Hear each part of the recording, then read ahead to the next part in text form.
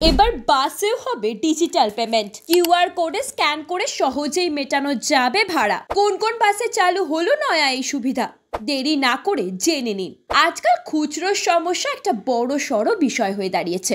Auto, বাসে, ট্রামে, হাটে বাজারে এই খুচরো নিয়ে ঠোকাঠুকি লেগেই রয়েছে। এমনকি খুচরো না থাকার জন্য বাসের ভাড়া মেটাতে গিয়ে অনেকেই সমস্যায় পড়েন। কেউ কেউ আবার বাস কন্ডাক্টরদের সঙ্গে ঝামেলায় জড়িয়ে পড়েন। বিশেষত সকালবেলা বাসে উঠে বড় নোট ধরিয়ে দিলে রেগে আগুন হয়ে যান কন্ডাক্টররা। তবে এবার সেই ঝক্কি এড়াতে অভিনব সিদ্ধান্ত নিলেন বেশ কিছু বাস মালিকরা।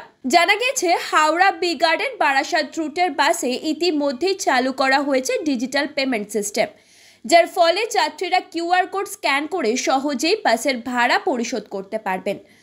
আপাতত পরীক্ষামূলকভাবে 3টি বেসরকারি বাসে এই ব্যবস্থা কার্যকর করা হয়েছে। তবে ভবিষ্যতে এই রুটের সমস্ত বাসে এটি চালু করার পরিকল্পনা রয়েছে বলেও জানা গেছে। উল্লেখ্য, বর্তমানে বারাসাত থেকে হাওড়ার শিবপুর বি গার্ডেন রুটে মোট 38টি বেসরকারি বাস চলাচল করে, যেগুলির যাত্রী সংখ্যাও নেহাত মন্দ নয়। কিন্তু খুচরো নিয়ে রোজই সমস্যায় পড়তে হয় বাস কন্ডাক্টরদের। তার জন্য বাটা দিয়ে খুচরো জোগাড় করতে হয়। এক্ষেত্রে 1,500 টাকার খুচরো পয়সার জন্য 150 টাকা বাটা দিতে হয়। তাতে অনেক টাকাই বেরিয়ে যায়। তাই বিকল্প ব্যবস্থা হিসেবে ডিজিটাল পেমেন্টের দিকে ঝুঁকতে হচ্ছে মালিকদের। এদিকে এই নতুন পদ্ধতির মাধ্যমে যাত্রীরা কন্ডাক্টরদের কাছ থেকে ভাড়া জেনে নিয়ে নিজেদের স্মার্টফোন থেকে কিউআর কোড স্ক্যান করে ভাড়া পরিশোধ করছেন। এই ব্যবস্থায় প্রতিদিন গড়ে 800 থেকে 1000 টাকা পর্যন্ত ভাড়া আদায় হচ্ছে বলেও শোনা গিয়েছে। এমনকি যাত্রীরা এই উদ্যোগকে স্বাগতও জানিয়েছেন।